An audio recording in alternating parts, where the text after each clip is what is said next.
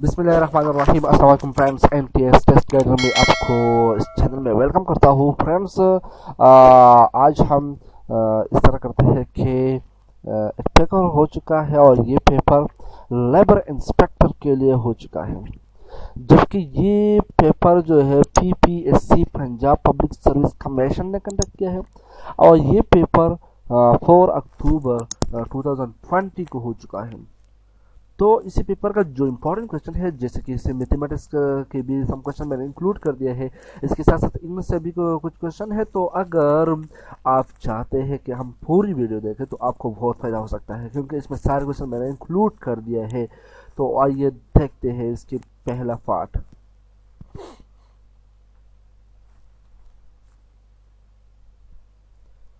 तो question number first कहते हैं, हजरत मोहम्मद सल्लम पर पाम हज आप सल्लम ने कब हज परफॉर्म किया था? तो ये था 632, जो आप सल्लम इसी साल वफात पा चुका था। इसके साथ साथ ये 10 हिजरी था। As the final and only हज ऑफ सल्लम, ये वो साल था जब सल्लम इस साल इसके अपने खुतबा किया, जिसको खुतबा हिज्जतुल विदा भी कहा जाता है, जो अब सल्लम की लास्ट खुतबा था। इसके बाद अब सल्लम इस दुनिया में नहीं रहे।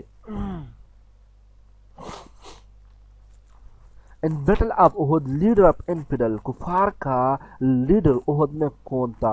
तो ये जो इनफिडल सॉरी ये जो बैटल हुआ था, ये 23 मार्च 625 को हो चुका था। इसके साथ साथ हिजरी में ये 7 शव्वाल 3 हिजरी को था, जबकि इस इनफिडल का जो लीडर था वो अबू सुफियान इब्न हार्ब था, जो कमान कर रहा था 3000 फौज को। और इसमें तकरीबन मुसलमानों की तादाद 1000 के करीब थी, जिसमें 300 मुनाफिकीन थे और वो रास्ते में छोड़कर मुसलमान 700 के करीब बच चुके थे।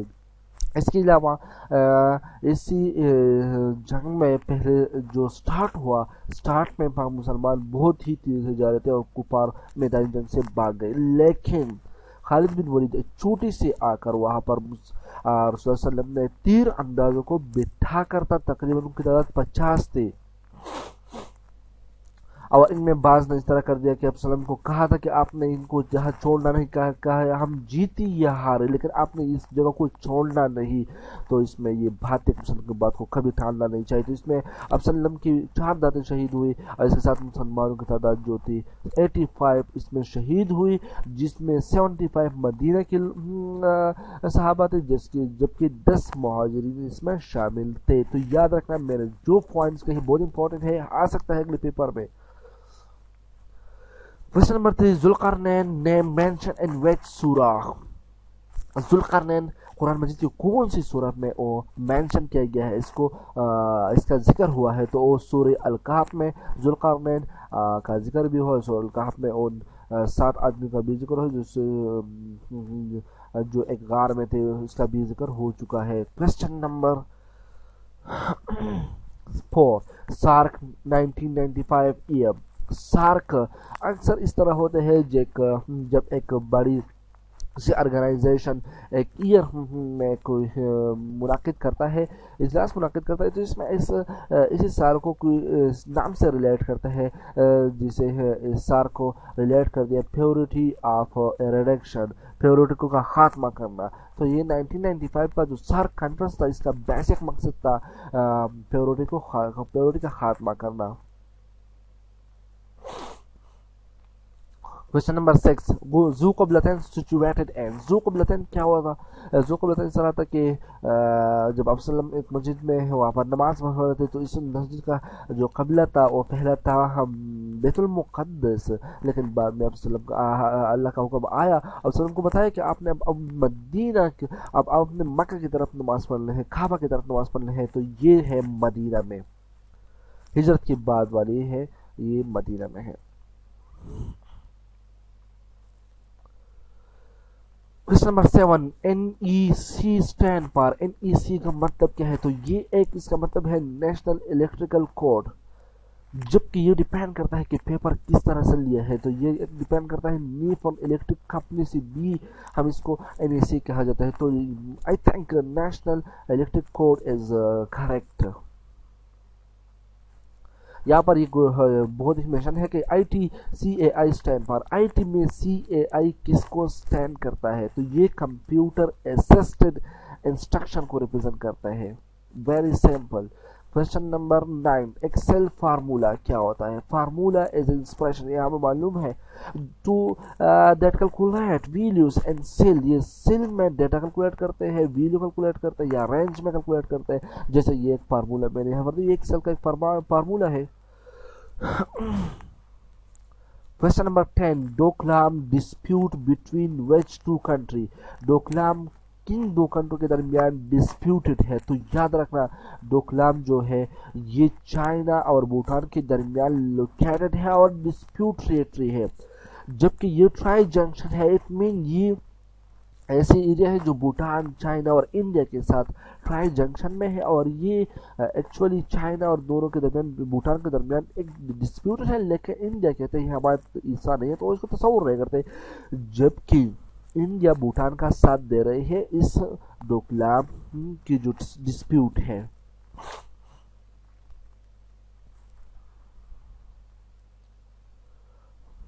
Question number 11, Lenin prize awarded to? Lenin prize क्या होता है, ये किसको अवार्ड कर देता है? तो लेनिन प्राइज रशिया में एक प्रेस्टिजियस अवार्ड है, बहुत ही बड़ी अवार्ड है, जैसे ऑस्कर होता है। और ये इससे थोड़ा सा बदल इस तरह है कि ये इसलिए दिया जाता है कि ये जब आप साइंस को रिलेटेड कोई काम कर दे, या लिटरेचर या आर्ट्स या आर्किटेक्ट या टेक्नोलॉजी में कुछ काम कर दे, या इसके साथ साथ ये ओरिजिनली क्रिएट था जून 23, 1925 में, और ये अवार्ड स्टार्ट हुआ 1934 में। जबकि याद रखना ये रशिया इसलिए भी देता है जब आप कम्युनिस्ट के जो आइडियाज है इसको प्रमोट करते हैं, इसके लिए काम करते हैं रशिया, तब भी ये जो प्राइज है वो देते हैं। क्वेश्चन यहाँ पर गिवन है 5 + 6 multiplied by 3 minus 2 divided by 2। तो यहाँ पर आपने बॉडमस रूल को फॉलो करना है। सबसे पहले आपने डिवीजन करना है, तो यहाँ पर इन दोनों के दरमियान डिवीजन होगा, तो यहाँ पर 1 रह जाएगा। इसके बाद आपने मैं इसके बाद ये इस नेक्स्ट स्टेप में मैंने इसको मल्टीप्लाई तो 18 हो गया, और 5 18 और यहाँ पर -1, तो आपका जो कैलकुलेशन होगा प्लस एडिशन माइनस सब्ट्रैक्शन, तो ये 22 होगा।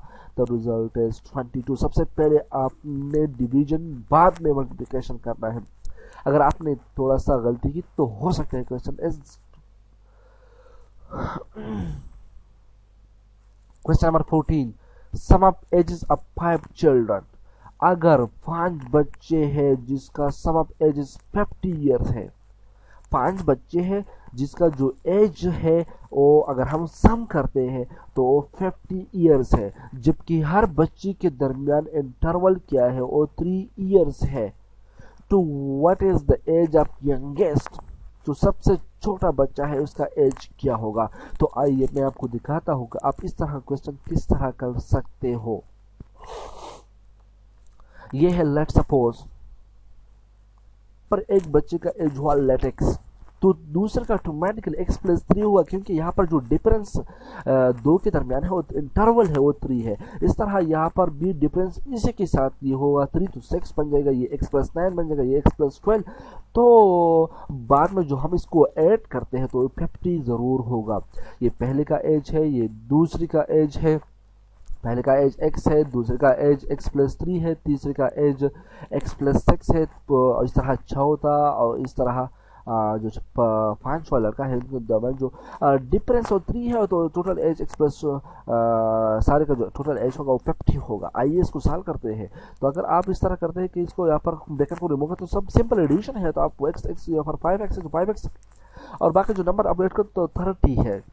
अब इस तरह को इस साइड पर लाए तो ये 20 हो जाएगा। अब इससे सब्ट्रैक्ट हो जाएगा, और 5x divide by is equal to 20x divide by यहाँ पर 5 पर डिवाइड कर दो, तो आपका रिजल्ट बन जाएगा 4। तो आपका जो करेक्ट ऑप्शन हो, अब आपका जो ऑप्शन यहाँ पर तो गिवन नहीं है, लेकिन अब इस तरह कैलकुलेट कर दिया कि ये होगा आपका रिजल्ट। तो यंगेस्ट का एज होगा 4। इस तरह यहाँ पर मैंने इसको छोड़ा है कि यहाँ पर जो सबसे जो यंगेस्ट हो इसका एज 4 है, थर्ड का 7 है, सेकंड का 7, 10, 13 एंड 16। अगर आप इसको ऐड करते हैं तो यहाँ पर रिजल्ट ऑटोमेटिकली क्या होगा, यहाँ पर रिजल्ट होगा 50। तो the answer is correct. Question number 15, थोड़ा सा इसको आगे ले जाते हैं। क्वेश्चन 15 कहते हैं white house situated in which city. White house कहाँ पर सिचुएटेड है?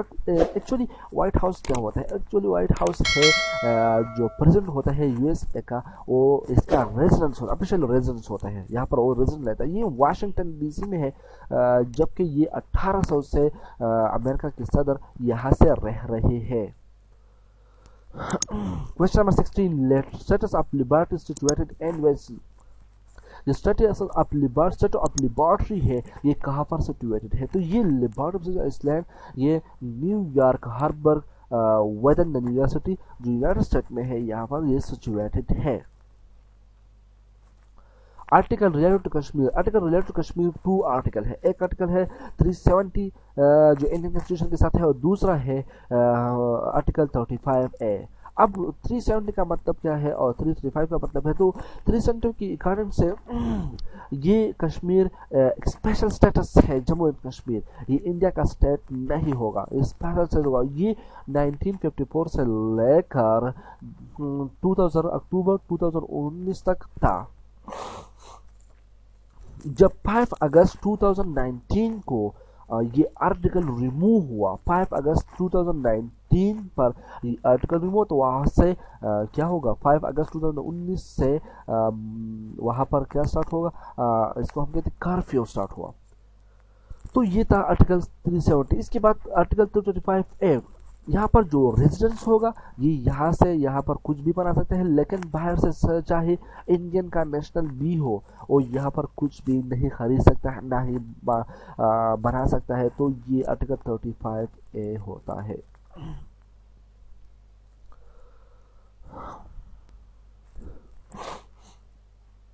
Question number 18, 1954 prime minister of UK कौन था? Washington Churchill. वो ये विंस्टन चर्चिल था, जो यहाँ पर दीर में भी यहाँ पर दीर तक ये आ चुका था। यहाँ पर चर्चिल का एक निशानी भी है, एक थोड़ा सा एक इमारत हो जो है यहाँ पर मौजूद है, आप इसको देख सकते हो। Question number 19, Agra and which river. Very important, Agra है यमुना रिवर पर। Question number 20, close a document. इसके लिए हम शॉर्टकट यूज करते हैं Ctrl+W। सी लैंग्वेज किसने क्रिएट किया था? तो सी लैंग्वेज प्रोग्रामिंग लैंग्वेज है, ये डेवलप हुआ 1970 के करीब, और ये अमेरिकन साइंटिस्ट डीनेस एम रिचर्ड और एट लिबर्टी जो था बेल लिबर्टी में इसको क्या कर दिया, डेवलप कर दिया था bye American scientist. Question number 22, Badshahi mask was built by. Badshahi mask किसने तामीर किया था? जो बादशाही मास्क तो होता ये औरंगजेब ने 1671 में तामीर किया था। Question number 23, two minded meaning क्या होता है? टू माइंडेड होता है इस तरह की ये इनकंसिस्टेंट होता है एटीट्यूड टुवर्ड्स समथिंग। हम अगर कोई चीज़ है इसके बारे में हम हमारा एटीट्यूड हम डिसीजन नहीं कर पाते हैं, इसको हम कहते हैं डबल माइंडेड या two minded. Question number 24, UNHCR headquarter कहाँ पर है? UNHCR का ये ब्रिवेटेड है united nation high commissioner for refugees का ये क्या है, ये ब्रिवेटेड है और ये क्रिएट हुआ था कहाँ कब? 1950 में after the second world war. और इसलिए क्रिएट हुआ कि ये हम मिलियन ऑफ यूरोपियन जो इस वार से मुतासर हुआ, इससे इफेक्टेड हुआ, हम इसकी मदद करें, उनके हेल्प कर दें। और इसका जो सेंटर है ये जिनेवा स्विट्जरलैंड में है, या जो हेडक्वार्टर है स्विट्जरलैंड है जिनेवा में है। और ये इसका जो टोटल कंट्रीज में शामिल है इंक्लूड है वो 135 है। WTO recent join which country? WTO को अभी कौन सा कंट्री इसमें शामिल हुआ, तो यहाँ पर जो न्यूएस्ट कंट्री शामिल हुआ ये अफगानिस्तान है, और ये जुलाई 2016 को इसमें शामिल हुआ। इसमें टोटल कंट्री 159 कंट्री है, जबकि WTO एस्टेब्लिश हुआ 1995 में। और ये क्वेश्चन में भी अगले से पेपर में मैं देख चुका हूँ कि चाइना कब इसका मेंबरशिप हासिल किया, तो ये 11 दिसंबर 2001 को इसका मेंबर बना।